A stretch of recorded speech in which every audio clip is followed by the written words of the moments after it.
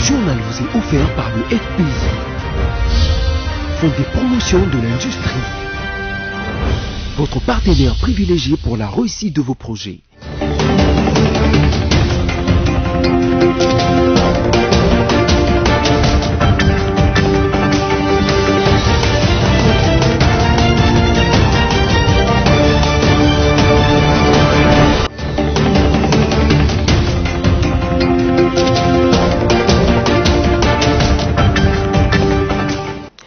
Nouveau numéro du journal sur BSC Télévision, mesdames et messieurs, bienvenue et voici les titres.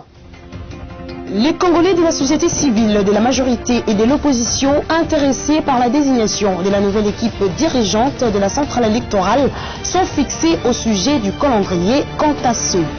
Et puis, le Conseil d'État vient de se prononcer sur la requête en référé liberté introduite par l'ancien Premier ministre Augustin Matata Mponyo.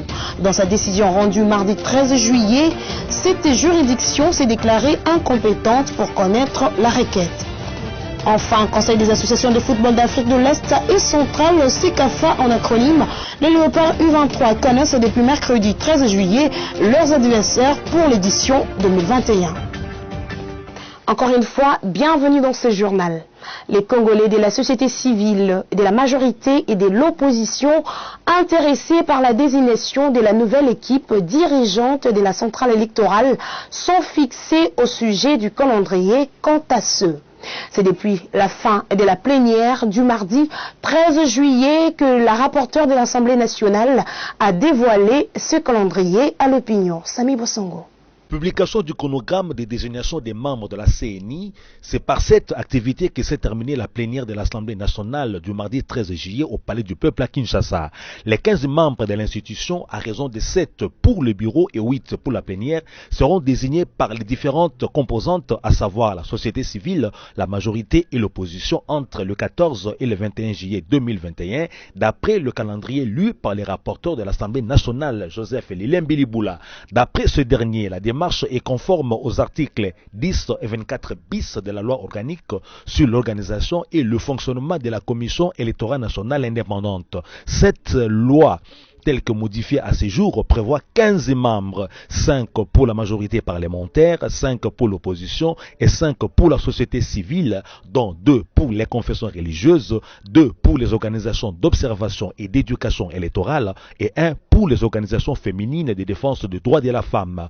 Les désignations se feront à huis clos et les candidatures seront examinées par une commission paritaire majorité-opposition. Les activités qui vont se dérouler sont d'abord la désignation des 5 membres par la société civile, 2 membres de confessions religieuses, dont le président de la commission électorale nationale indépendante et un membre de la plénière, 2 membres par les organisations spécialisées en matière électorale, membres de la plénière, et un membre par les organisations féminines de défense des droits des femmes, membres de la plénière.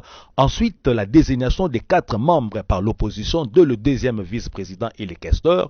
Enfin, la désignation des 6 membres par la majorité, dont le premier vice-président, le rapporteur adjoint et le questeur adjoint. Quant au calendrier, il se présente comme suit. Mercredi 28 juillet 2021, dépôt des PV de désignation et des dossiers complets des candidats par composante auprès du bureau de l'Assemblée nationale. Jeudi 29 juillet 2021, mise en place de la commission paritaire majorité-opposition chargée de l'examen des dossiers individuels des candidats désignés au regard des critères et conditions prescrits par les articles 10, 12 et 24 bis de la loi organique sur la commission électorale nationale indépendante. Du vendredi 30 juillet 2021 au mardi 3 août 2021, examen des dossiers par la commission paritaire. Mercredi 4 août 2021, dépôt du rapport de la commission paritaire au bureau de l'Assemblée nationale. Vendredi 6 août 2021, examen et adoption en plénière des conclusions de la commission paritaire et adoption de la résolution portant entérinement des 15 membres de la commission électorale nationale indépendante. Du lundi 9 août 2021 au vendredi 13 août 2021, substitution éventuelle par les composantes des membres non entérinés par l'Assemblée plénière avec les dossiers complets, dans ces cas, les dossiers transmis suivant la même procédure. Mardi 17 août 2021, transmission de la résolution d'entérinement au président de la République pour investiture des membres de la Commission électorale nationale indépendante. Et voilà, le Conseil d'État vient de se prononcer sur la requête en référé liberté introduite par l'ancien Premier ministre Augustin Matata Mponyo Mapan. Dans sa décision rendue mardi 13 juillet 2021, cette juridiction s'est déclarée incompétente. Suivez. Conseil d'État, vu la Constitution de la République démocratique du Congo telle que modifiée par la loi numéro 11/002 du 20 janvier 2011 portant révision de certains articles de la Constitution de la République démocratique du Congo du 18 février 2006, spécialement ces articles 107, alinéa 3, 149, 154 et 155. Vu la loi organique numéro 16/027 du 15 octobre 2016 portant organisation, compétences et fonctionnement des juridictions de l'ordre administratif, spécialement à ces articles 280 et 283, vu l'ordonnance numéro 19/001 du 10 janvier 2019 portant règlement intérieur du Conseil d'État, spécialement en ces articles 3, 25 et 46, alinéa 3, ordonne, article 1er, reçoit les déclinatoires des compétences soulevées par le Sénat et les déclare fondées. Article 2, se déclare incompétent pour connaître de la présente requête. Article 3, la présente ordonnance sort ses effets à la date de sa notification au parti et sera publiée au journal officiel de la République démocratique du Congo, ainsi que dans les bulletins de décision et publication des juridictions de l'ordre administratif. Ainsi ordonné et prononcé à l'audience en chambre du Conseil en référé liberté de la section du contentieux du Conseil d'État 13 juillet 2021, à laquelle a siégé M. Emmanuel Mavungu Congo, conseiller à la section du contentieux et juge des référés, avec l'assistance de Manzenza, greffier du siège. Dans l'actualité également, après la suspension lundi 12 juillet 2021 du directeur général de l'Office de gestion du fret multimodal OGFREM, Patient Saïba, les agents et cadres de cette société de l'État, précisément ceux de la province du Sud Kivu, ont boycotté le travail jusqu'à voir clair sur cette affaire. Suivez l'un d'eux dans ses propos recueillis. Ici à l'OGFREM, sous direction d'Uvira, dans la direction provinciale du Sud Kivu. Nous ne travaillons pas parce que les agents et cadres sont mécontents de la suspension de notre DG, M. Patient Saïba, de la part du ministre de tutelle, le ministre du Transport et des Communications. Et les agents et cadres demandent la clarification de cette suspension et s'il faut que la justice soit rendue. C'est-à-dire, les agents et cadres de la sous-direction d'Uvira seront disponibles à travailler lorsque le ministre clarifiera le pourquoi de cette suspension. Merci. En Ituri, la Cour militaire a condamné la dénommée Espérance Bangouni à 10 ans de prison pour détention illégale de munitions de guerre. Le verdict a été rendu au degré d'appel le mardi 13 juillet 2021. Suivez.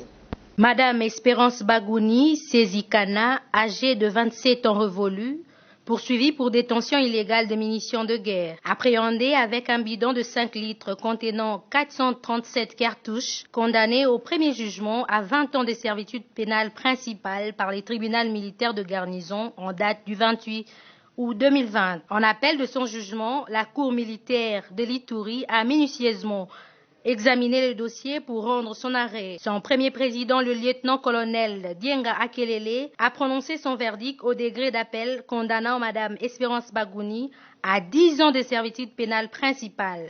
À la question de savoir si la prévenue Bagouni Espérance est coupable des faits mis à sa charge, à la majorité des voix demandées de sa composition, la Cour a répondu par oui. Ensuite, à la question de savoir si elle peut bénéficier des circonstances atténuantes d'une cause de justification subjective ou objective, d'une cause d'excuse absolutoire ou d'insulte, à la majorité des voix des membres de sa composition, la Cour a répondu par oui en ce qui concerne les circonstances atténuantes qui confirment sa détention.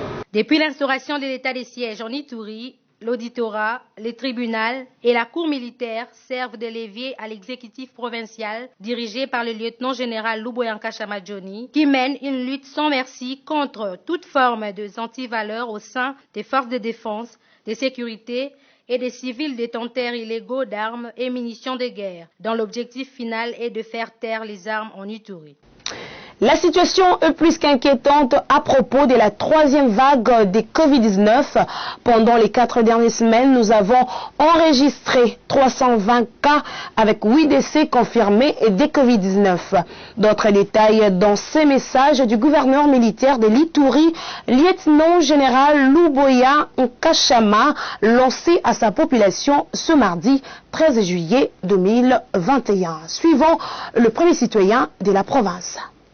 Depuis le début de la pandémie au mois de mars 2020, la province de l'Ituri a déjà enregistré un cumul de 667 cas confirmés de Covid-19, 26 décès, 320 guéris et 321 sous traitement.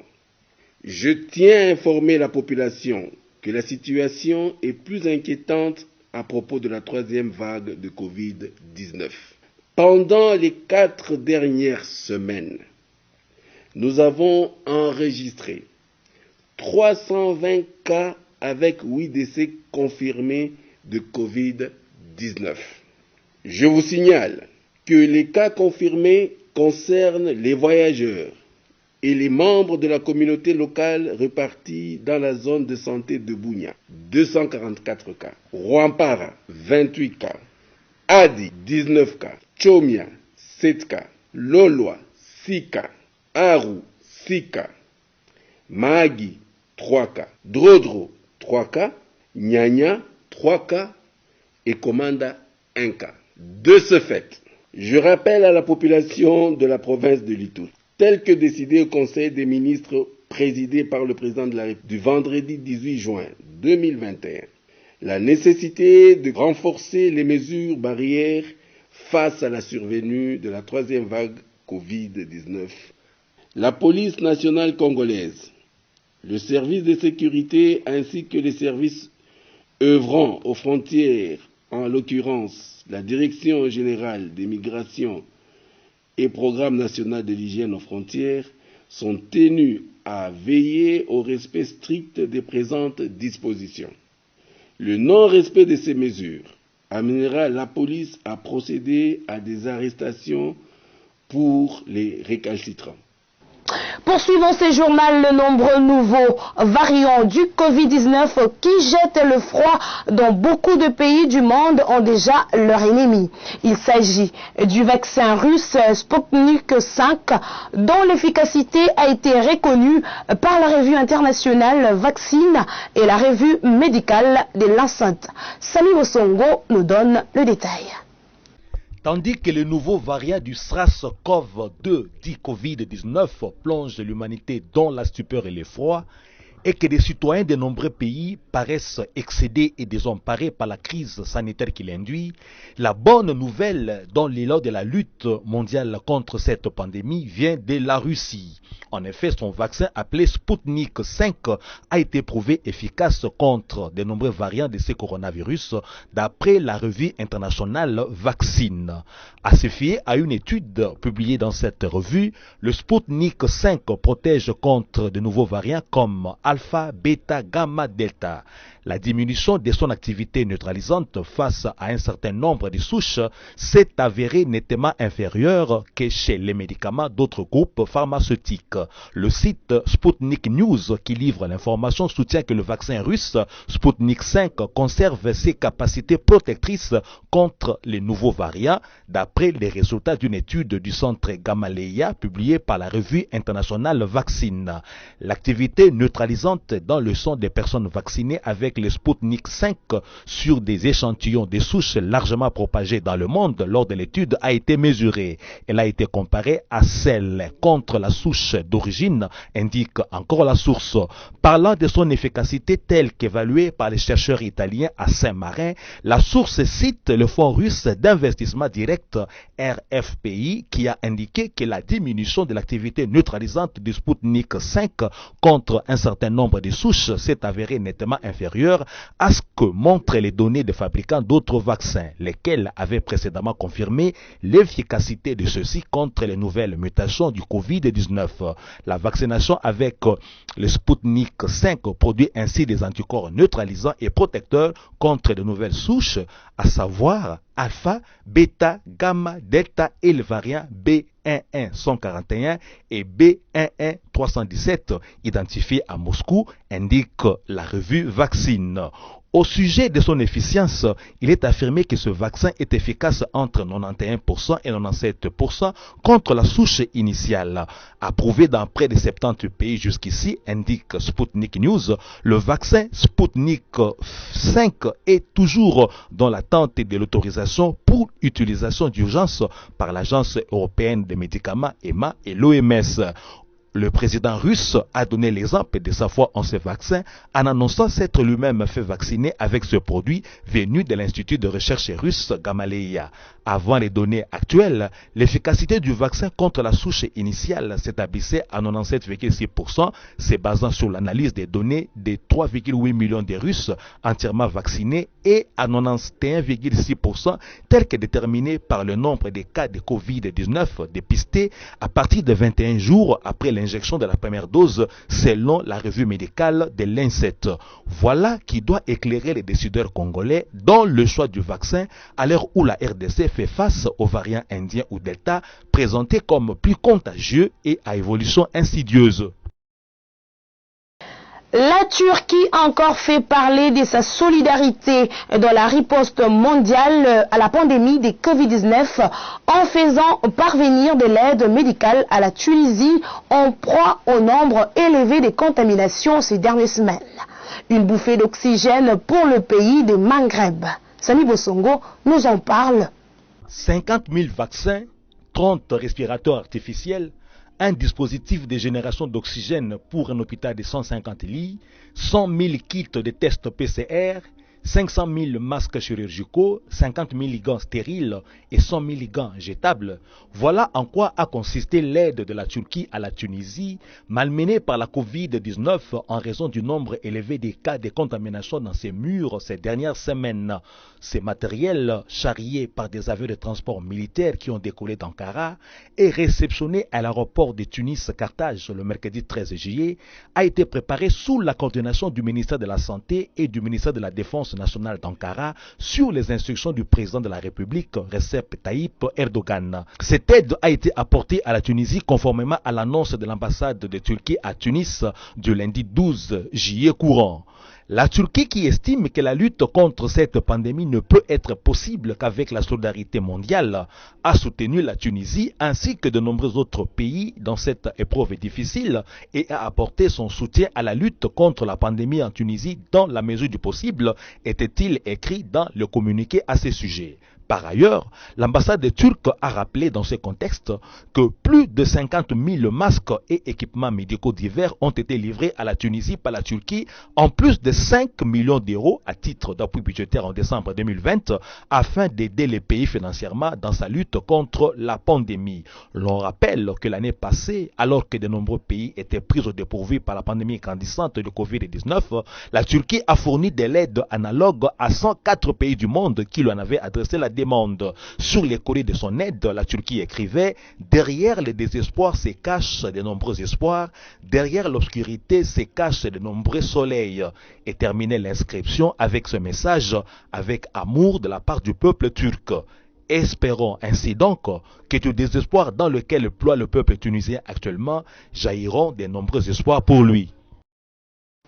Information sportive dans ces journaux, le Conseil des associations de football d'Afrique de l'Est et centrale, CECAFA en acronyme, le Léopard U23 connaissent depuis mercredi 13 juillet 2021 leurs adversaires pour l'édition 2021. Il s'agit des Ougandais et Tanzaniens. Qu'en est-il de la compo d'autres groupes et du chronogramme de la compétition? Soyez Bosongo. Pour la phase de groupe du Conseil des associations de football d'Afrique de l'Est et centrale, CECAFA, Challenge Cap U23 pour l'édition 2021, les Léopards U23 vont compétir dans le groupe A aux côtés des COPS de l'Ouganda et de leurs homologues tanzaniens. C'est ce qui est ressorti du tirage au sort qui a eu lieu mardi 13 juillet en Éthiopie. Étant donné que c'est l'Ouganda qui est le champion en titre pour avoir remporté l'édition 2019 à domicile à Kampala, le groupe A est considéré comme le groupe le plus relevé de la compétition. Sachez pour la composition d'autres groupes que le pays hôte, l'Éthiopie, croisera le fer avec le Burundi et l'Érythrée dans le groupe B. Le Djibouti, le Soudan du Sud et le Kenya évolueront dans le groupe C. La compétition est prévue se dérouler à Bahir Dar en Éthiopie du 17 au 23 juillet prochain. Après la phase des groupes, les premiers de chacun de ces trois groupes auxquels on va adjoindre l'un des meilleurs finalistes vont s'empoigner en demi-finale. Quant à leur programme pour prendre part à cette compétition, il est à noter que le voyage pour la capitale éthiopienne Addis Abeba a été prévu ce mercredi 14 juillet. Le samedi 10 juillet, au siège de la Fédération congolaise de football association FECOFA, Jean-Claude Loboko, le sélectionneur de l'équipe U23, a au cours d'une conférence de presse confirmé que le groupe était prêt pour voyager et entamer la compétition de la plus belle des manières. En tout, au cours de leur préparation à Kinshasa, les Léopards U23 ont livré 3 rencontres avec des clubs de la Vodacom Ligue 1 et 2, des duels qu'ils ont toutes remportés. Et voilà, place à présent à la revue de presse rendue par Samy Bosongo.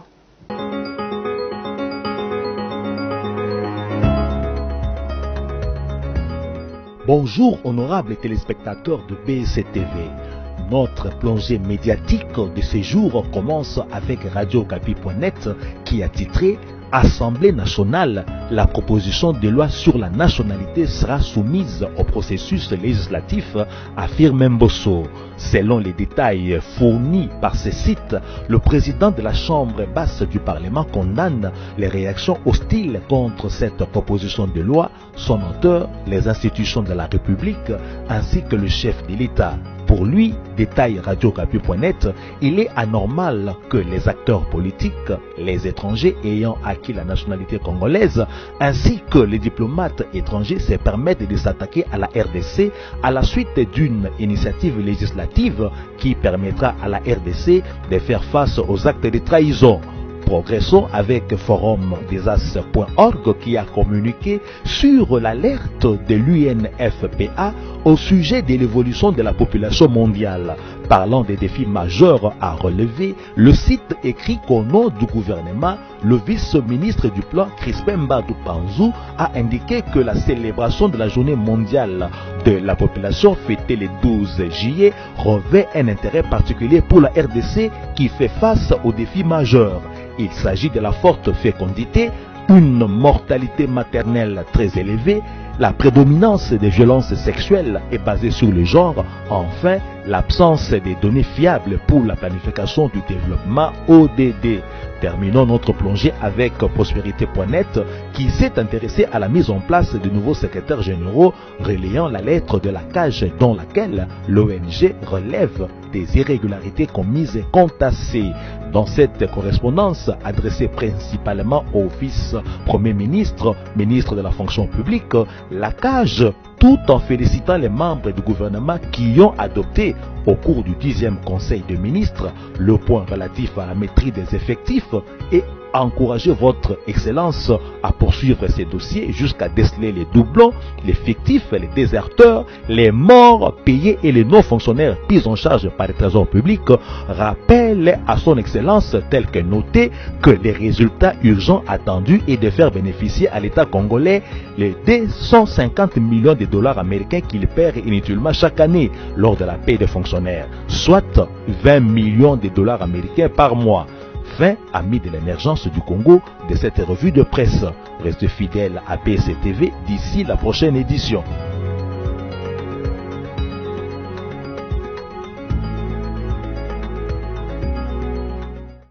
C'était là la revue de presse rendue par Samy Bosongo. Si vous nous avez pris en cours de diffusion, voici les rappels de principaux titres.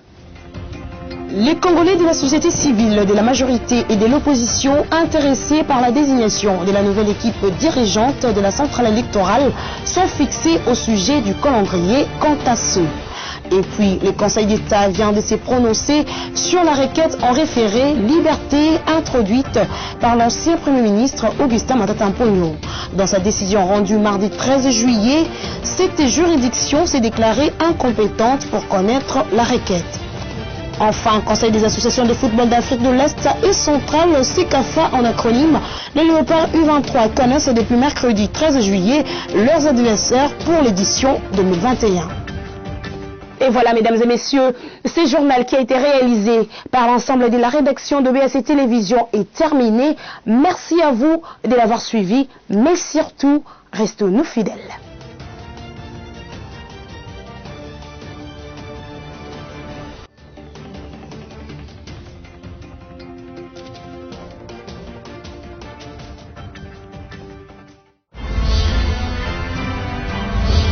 Ce journal vous a été offert par le FPI, Fonds des promotions de l'industrie, votre partenaire privilégié pour la réussite de vos projets.